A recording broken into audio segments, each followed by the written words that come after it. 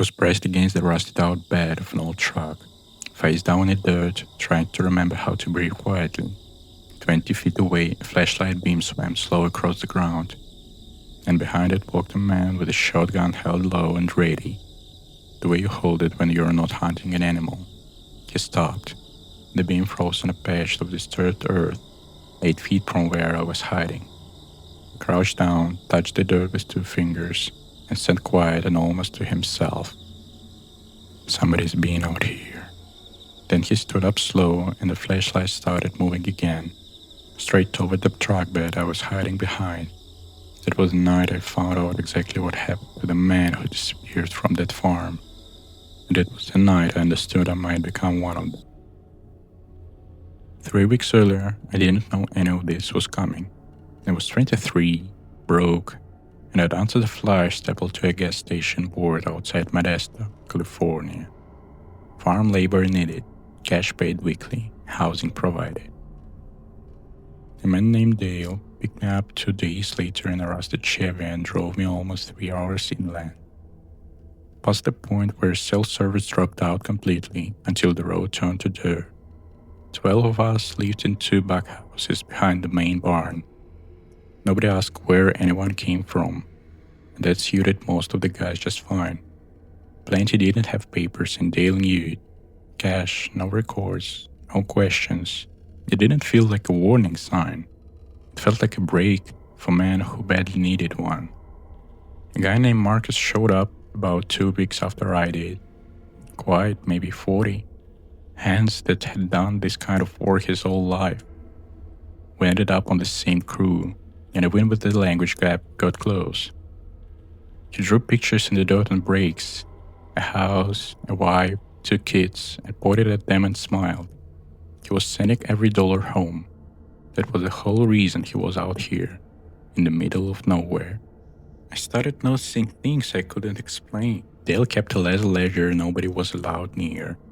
Every Friday he'd call guys into the main house one at a time to get paid. Most weeks, everyone came back holding cash, but every few weeks someone would go in and not come back to the back house. Next morning, they would say the guy moved on, found something better, wanted to go home. It made a strange kind of sense because this man who came and went by nature. If somebody wanted to vanish, this was the easiest place in America to do it. Then it was Marcus's turn to get called in. One night, later than usual, after dark, I watched him across the yard toward the house. He looked back at me once before he went in. I didn't think anything of it. I wish I had. His bunk was stripped the next morning. His boots, the ones he was always meaning to fix, gone. Dale said he left before sunrise, caught the ride south.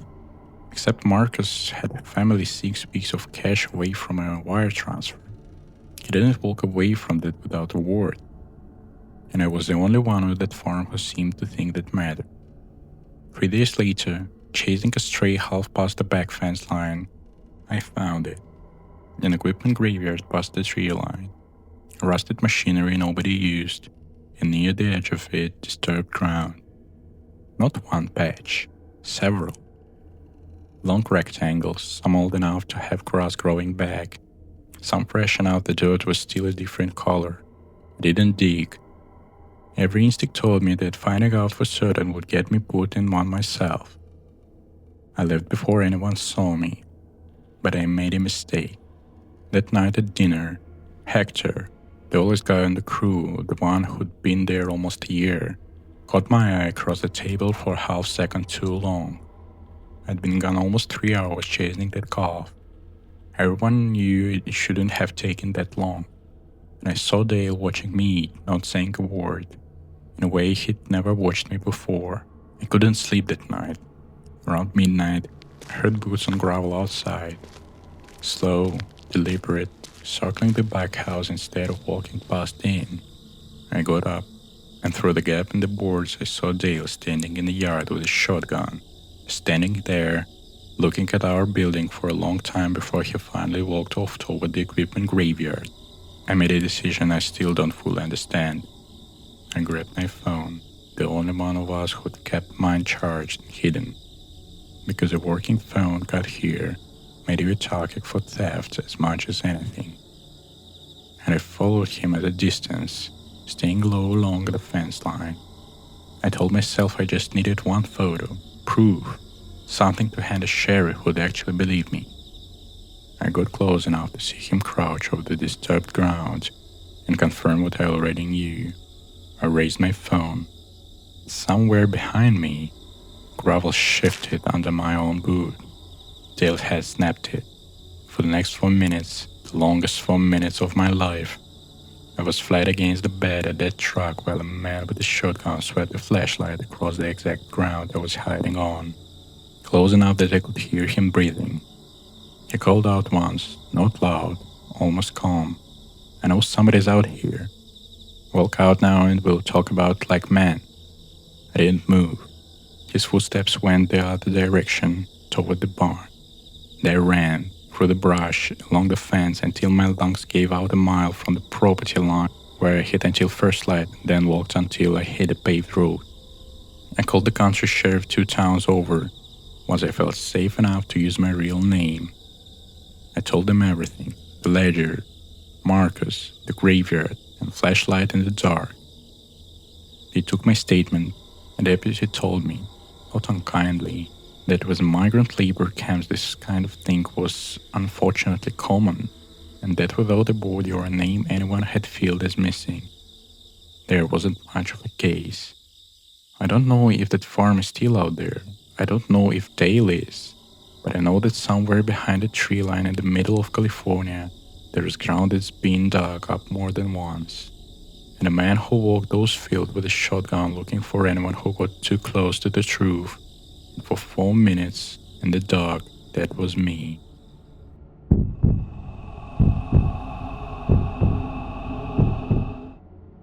Every family has a rule nobody explains. Mine was simple. You don't go past the old grain silo on the east field, and you don't ask about Uncle Ray. I grew up thinking those 2 things were unrelated. I was wrong about it for 26 years. I spent every summer of my childhood on my grandparents' farm outside Beatrice.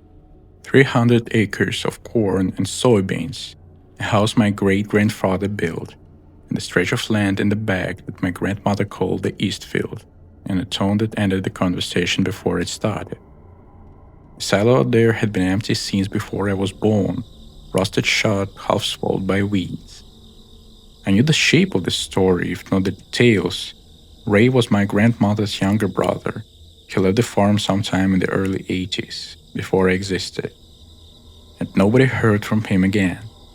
Family lore said he had had falling out with my great-grandfather and headed west.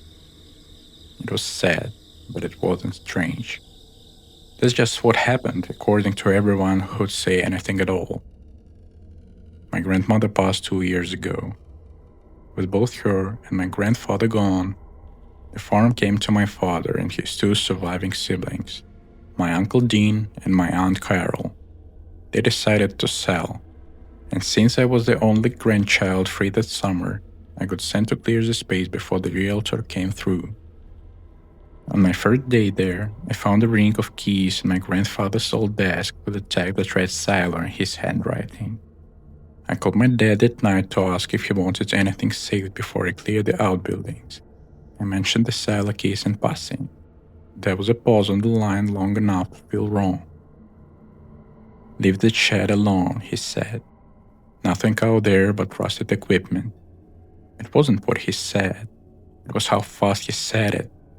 Like he'd been waiting 20 years for someone to ask. I didn't leave it alone. 2 days later, I walked out past the tree line, cut through decades of overgrowth, and used my grandfather's key on a padlock that hadn't been touched in a very long time. It turned. Along the back wall of the silo, half hidden behind a stack of old fence posts, with a floor safe, unlocked. Inside was a shoebox, a wallet with Ray's license expired in 1983, and a stack of letters, never mailed, addressed to my grandfather, dated across almost 2 years, all after the day the family swore Ray had already left for good.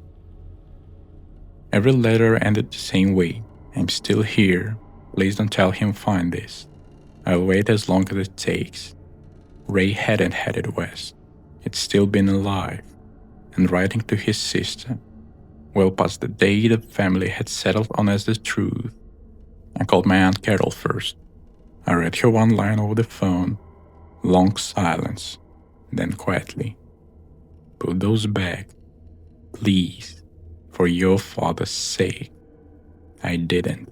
I drove into town, copied the letters at the library, and mailed a set to myself before heading back to the farm.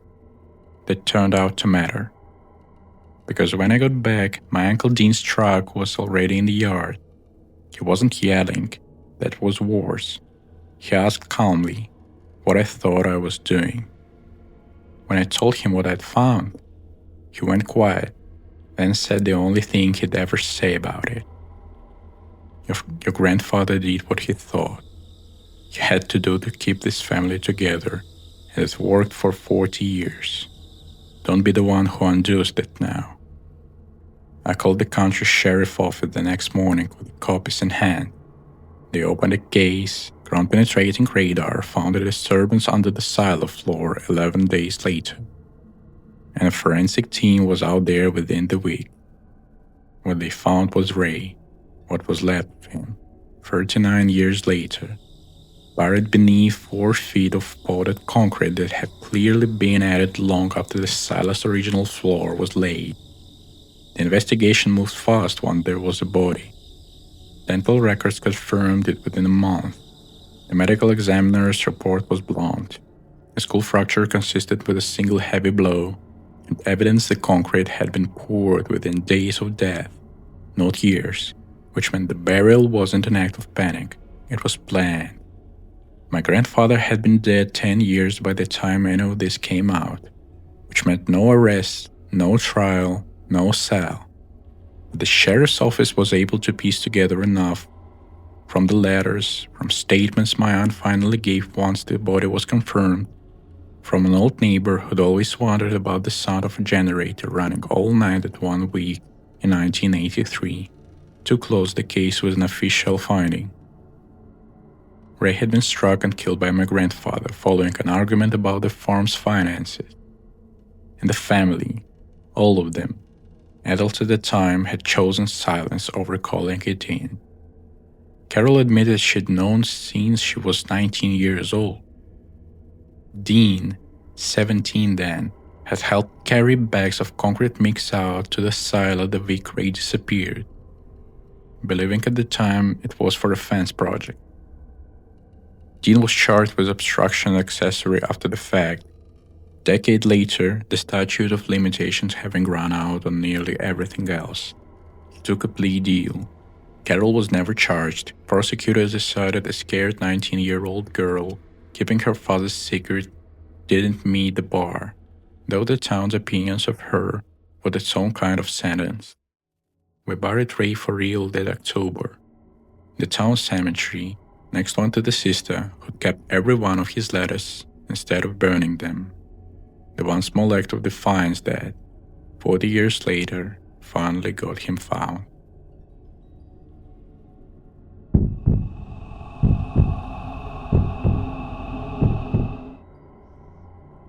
Harold Pruitt taught me how to drive a tractor when I was 9 years old. He sat behind me in the cab, both hands ready to grab the wheel if I panicked, laughing every time I overreacted into a row of soybeans. He was a deacon at the church my family attended 2 towns over. He organized the food drive every Thanksgiving. When my own father was in the hospital for 6 weeks the year I turned 12, Harold drove out to our place every single evening to help my mother with chores she couldn't manage alone, and never once asked for anything in return. If you'd ask anyone in Cass County to name the most decent man they knew, half of them would have said Harold Pruitt without thinking twice. I slept over at his farmhouse alone at least a dozen times growing up, back when my parents thought nothing of it. I'm telling you this because I need you to understand that what I found at his equipment bar 18 years later didn't fit anywhere in the version of Harold's I had grown up with. and that not fitting is exactly what almost got me killed. Harold ran about 200 acres alone after his wife passed in the late 90s, and he had the reputation for picking up drifters and giving them work. Hitchhikers on Route 136, guys coming off hard luck, men with nowhere else to be. Harold would slow down, roll down the window, and offer a week's work and a warm meal. Everybody in town knew this about him, and everybody admired it. That's just Harold, people said. Man's got a soft spot for lost souls. I moved away for college, then stayed away for work, and I didn't think much about Harold for years beyond the Christmas card. Then, 2 years ago, my mother mentions on the phone, almost passing, that Harold had asked her to help him start sorting through his late wife's old things. He was getting older, thinking about downsizing, and wanted a second set of hands he trusted. I offered to help instead, partly out of nostalgia, partly because I had a free weekend, and my mother's knees weren't what they used to be. The house was exactly as I remembered it. Same floral wallpaper, same smell of coffee and cut hay. Harold was 71 now, slower but sharp as ever, and it was genuinely good to see him. We spent the first afternoon boxing up his wife's clothes and photo albums, and it felt like nothing more than a kind, slightly sad chore. On the second day, he sent me out to the equipment bar to find a specific toolbox he thought his wife had stored out there decades ago. An old sewing kit that had belonged to her mother. I went alone while he made coffee. The barn was mostly what you'd expect. A tractor, rusted attachments, shelving sagging under decades of accumulated junk. But at the back, behind a stack of paint cans, I found a locked footlocker that didn't match anything else in the space. It looked newer, better cared for.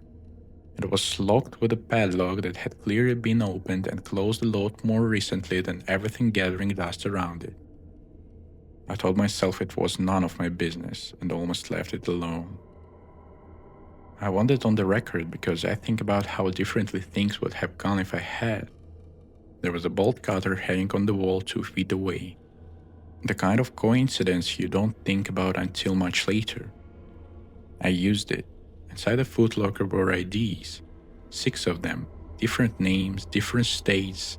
Some so old the plastic had yellowed. A stack of newspaper clipping, carefully preserved in sleeves.